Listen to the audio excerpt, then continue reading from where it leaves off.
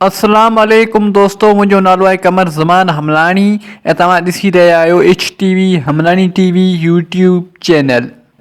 जीअं त दोस्तों तव्हां सभिनि खे ख़बर आहे त मां सिंधी ड्रामो तकरार ते अॻु में बि हिकिड़ो वीडियो ठाहे चुको आहियां ऐं जंहिंमें मां टोटल 65 मिस्टेकूं अॻु में ई ॾेई चुको आहियां ऐं अञा बि हिन ड्रामे में काफ़ी सारी मिस्टेकूं आहिनि। तंहिं करे अॼु हिकिड़ो ॿियो वीडियो मां उन्हनि मिस्टेकनि ते ठाहे रहियो आहियां। यादि रखिजो दोस्तों त हीअ मिस्टेकूं सिर्फ़ु फिल्मी मिस्टेकूं आहिनि, न कि पर्सनल मिस्टेकूं आहिनि। तंहिं करे हिननि मिस्टेकनि खे पर्सनल न वठिजो। उनखां अलावा दोस्तों इहो बि यादि रखिजो त हीअ मिस्टेकूं सिर्फ़ु ऐं सिर्फ़ु एंटरटेनमेंट लाइ रिकॉर्ड कयूं पियूं वञनि। उनखां अलावा जेके बि दोस्त ताईं मुंहिंजे हिन चैनल ते नवां पिया अचनि उनखे मुंहिंजी गुज़ारिश आहे त मुंहिंजे हिन चैनल खे सब्सक्राइब करे ऐं बेल जी आइकन खे ज़रूरु दॿाए छॾिजो ताकी मुंहिंजो हर नओं अचण वारो वीडियो सभ खां पहिरियां तव्हां दोस्तनि ताईं पहुची सघे। त दोस्तों हाणे हलूं था पंहिंजे अॼु जे वीडियो जी तरफ़।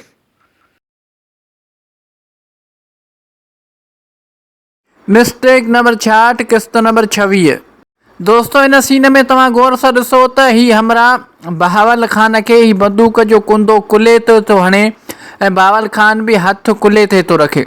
दोस्तों तव्हां गौर सां ॾिसी सघो था त हिन सीन में ही हमरा बहावल ख़ान खे बंदूक जो कुंदो कुल्हे ते थो हणे ऐं बहावल ख़ान बि हथ पंहिंजे कुल्हे ते थो रखे। ऐं दोस्तों सिर्फ़ु ऐं सिर्फ़ु 5 सेकंडनि खां पोइ जॾहिं हीउ सीन थो अचे त तव्हां ॾिसो हाणे त बहावल ख़ान हथ पंहिंजे मग़ज़ ते रखियो वेठो आहे। दोस्तों तक़रीबन 5 सेकंड पहिरियां बहावल ख़ान खे धकु कुल्हे ते लॻो हुयो त दोस्तों 5 सेकंडनि खां पोइ बहावल ख़ान पंहिंजो हथ मग़ज़ ते रखियो छो वेठो आहे, जॾहिं त मग़ज़ में हिन जॻह ते बहावल ख़ान खे त को बि धकु कोन लॻो हुयो। बहरहाल दोस्तों हीअ बि को वॾी मिस्टेक आहे हिन ड्रामे में। उमेद थो कयां त हीअ मिस्टेक तव्हांखे सम्झ में अची वई हूंदी ऐं दोस्तों मूंखे कमेंट सेक्शन में ज़रूरु ॿुधाइजो त हीअ मिस्टेक तव्हांखे सम्झ में आई या न। मिस्टेक नंबर 67 किस्त नंबर 27। दोस्तों इन सीन में तव्हां हिन जॻह ते गौर कयो त हिते तव्हांखे माइक जो हिकु नंढिड़ो टुकड़ो कैमरा जे फ्रेम में चुरपुर कंदे नज़र अची रहियो हूंदो। हीअ ॾिसो दोस्तों हिते ही माइक जो हिकु नंढिड़ो टुकड़ो कैमरा जे फ्रेम में चुरपुर कंदे नज़र अची रहियो आहे। दोस्तों हीअ बि वॾी मिस्टेक आहे हिन ड्रामे में। उमेद थो कयां त हीअ मिस्टेक तव्हांखे सम्झ में अची वई हूंदी। मिस्टेक नंबर 68 किस्त नंबर 28। दोस्तों इन सीन में तव्हां हिन जॻह ते ॾिसो त हिते तव्हांखे हिन ड्रामा मेकिंग जी टीम मां कंहिंजो पाछो नज़र अची रहियो आहे। दोस्तों तव्हां गौर सां ॾिसी सघो था त हिते हिन ड्रामा मेकिंग जी टीम मां कंहिंजो पाछो कैमरा जे फ्रेम में चुरपुर कंदे नज़र अची रहियो आहे। दोस्तों हीअ बि हिकु वॾी मिस्टेक आहे हिन ड्रामे में। उमेद थो कयां त हीअ मिस्टेक तव्हांखे सम्झ में अची वई हूंदी ऐं दोस्तों मूंखे कमेंट सेक्शन में ज़रूरु ॿुधाइजो त हीअ मिस्टेक आहे या न। मिस्टेक नंबर 69 किस्त नंबर 28। दोस्तों हिन सीन में तव्हां रईस नवाब ख़ान जे कपिड़नि ते गौर कयो त हिते माइक जो पाछो कैमरा जे फ्रेम में नज़र अची रहियो आहे। दोस्तों तव्हां गौर सां ॾिसी सघो था त हिते नवाब ख़ान जे कपिड़नि ते माइक जो पाछो नज़र अची रहियो आहे। दोस्तों माइक में हिनखे हितां कैमरा जे फ्रेम खां परे रहणु खपे हा त हीअ मिस्टेक ई न थिए हा। बहरहाल दोस्तों हीअ बि हिकु वॾी मिस्टेक आहे हिन ड्रामे में। उमेद थो कयां त हीअ मिस्टेक तव्हांखे सम्झ में अची वई हूंदी। मिस्टेक नंबर 70 किस्त नंबर 28। दोस्तों हिन सीन में तव्हां वज़ीर ते गौर कयो त वज़ीर वटि हिन वटि कॉल आई आहे ऐं दोस्तों वज़ीर हिते कॉल अटेंड करण खां बजाए कन ते रखी छॾींदो आहे। दोस्तों तव्हां गौर सां ॾिसी सघो था त जंहिं वक़्तु वज़ीर वटि कॉल आई त वज़ीर टच ते हथु हणी ओके करण जे खां बजाए कन ते मुंहुं रखी छॾी त ईअं कॉल अटेंड कीअं थींदी। दोस्तों तव्हां गौर सां ॾिसी सघो था। दोस्तों हीअ हिकु वॾी मिस्टेक आहे हिन ड्रामे में। उमेद थो कयां त हीअ मिस्टेक तव्हांखे सम्झ में अची वई हूंदी ऐं दोस्तों मूंखे कमेंट सेक्शन में ज़रूरु ॿुधाइजो त हीअ मिस्टेक तव्हांखे सम्झ में आई या न। मिस्टेक नंबर 71 किस्त नंबर 28।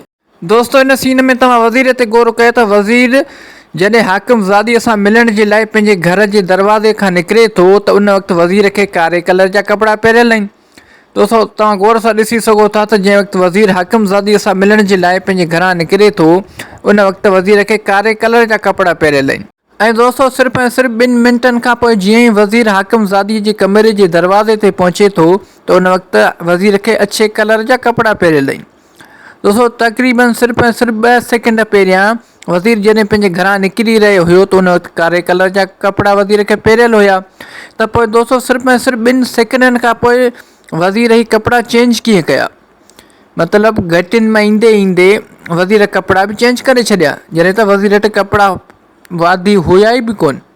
बहरहाल दोस्तों ये भी वॾी वॾी मिस्टेक आहे इन ड्रामे में। दोस्तों हिननि सोचियो हूंदो त हीअ मिस्टेक केरु पकिड़े कोन सघंदो, पर हमलाणीअ टीवी आख़िरकार हीअ मिस्टेक बि पकिड़े वरिती आहे। दोस्तों उमेद थो कयां त हीअ मिस्टेक तव्हांखे सम्झ में अची वई हूंदी ऐं दोस्तों मूंखे कमेंट सेक्शन में ज़रूरु ॿुधाइजो त हीअ मिस्टेक तव्हांखे कीअं लॻी। दोस्तों अॼु जे लाइ इन वीडियो में बसि एतिरो। उमेद थो कयां त हीअ वीडियो तव्हांखे पसंदि आयो हूंदो। जेकर हीअ वीडियो तव्हांखे पसंदि आयो आहे त हिन वीडियो खे लाइक कंदा, दोस्तनि सां शेयर कंदा ऐं हिन वीडियो में प्यार भरी कमेंट बि ज़रूरु करे छॾींदा। दोस्तों यादि रखंदा त हीअ मिस्टेकूं सिर्फ़ु फिल्मी मिस्टेकूं आहिनि, न कि पर्सनल मिस्टेकूं आहिनि, तंहिं करे हिननि मिस्टेकनि खे पर्सनल न वठिजो।